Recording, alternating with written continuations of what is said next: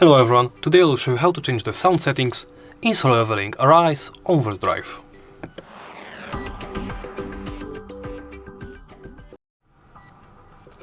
Let's begin by opening the options menu, then navigate to the sound tab.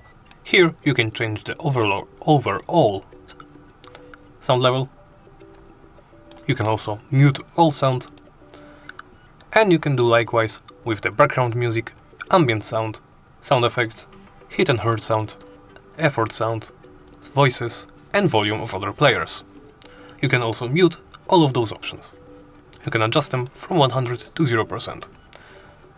When you're done, simply hit Apply All, and that's it. Thank you for watching, and please remember to like, comment, and subscribe.